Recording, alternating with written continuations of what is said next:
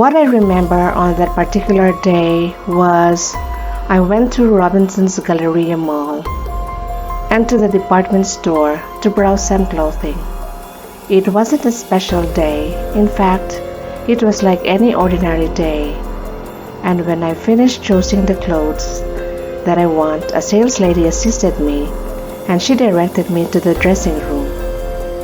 I don't even recall why I was in Robinson's because truthfully, you can count on one hand how many times I've been in that mall at that time.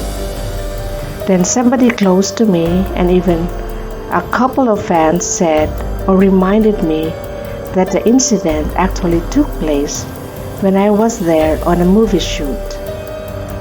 I remember it actually being a night and the production told me I needed to change my outfit or go into my costume, and they directed me to a bathroom just outside the department store on the 4th floor for me to change my clothes.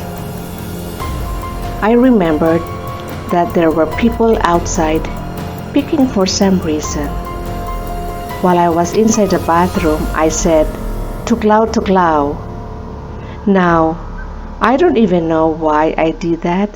Maybe because I was just being funny, or I was trying to get a laugh from my companions.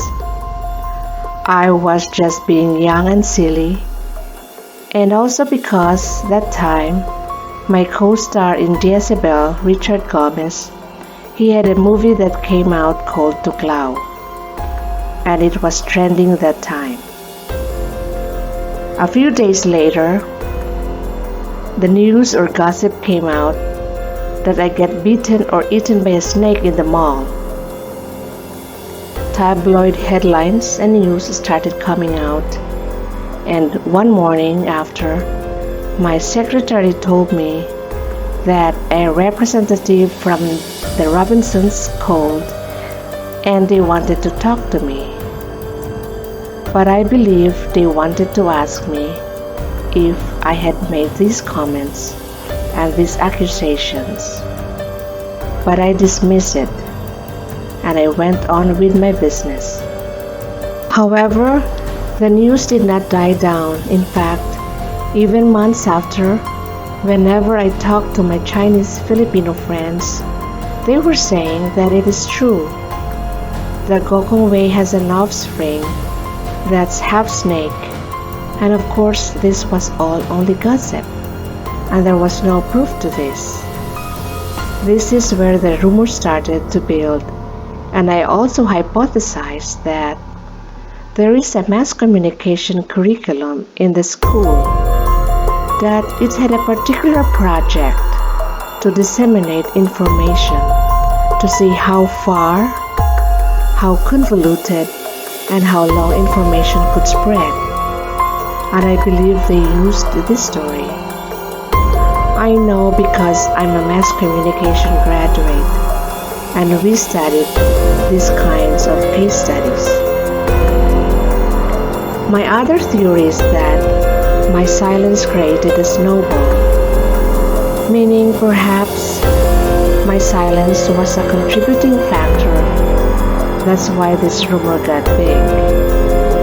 But in my defense, even before, until now, when there's a false rumor, if there's something false that's circulating, I believe that I shouldn't mind it. I don't have to be defensive about it, and that's what my reasons why I didn't comment that time. And I didn't really feel I need to talk about it or defend myself. In fact, I forgot all about it until recently. One of my close family friends, we had an agreement that after a certain point or a certain time that I would actually reveal my story. Not really a revelation, but to tell my story, so this is the time that I want to set things straight. I know a lot of you are going to be saying, "Denial again." But the truth of the matter is, A denial is something that you say if something is actually true. You deny something that's true.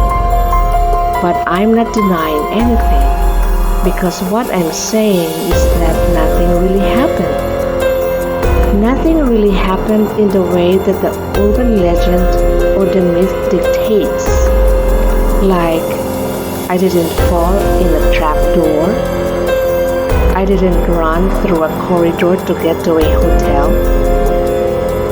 I didn't get paid $850 million. And I wasn't caught when I was trying to explain in a TV show, when I was trying to explain myself. Those things are all not true. The last possible theory is that it is the truth, right? But this is the reason why a lot believe, because it's a well-hidden secret. If it's true, why wasn't there someone who stepped forward? Like, there's no security guard, there's no close friend, there's nobody who actually witnessed this, aside from the urban legend. There's nobody to corroborate this myth, right? None. It was rumored a few years ago that the snake man died in the mall. It was shown in YouTube and in the news, but we can't disprove it or prove. However, Robinson's Galleria contacted me shortly after to participate in their digital ad campaign. Now, is this a coincidence? Well, you decide on what to believe, if it is or if it is not. I already told you of my truth. I told you what happened, and hopefully this is the first and last time I'm gonna explain myself or say anything about it.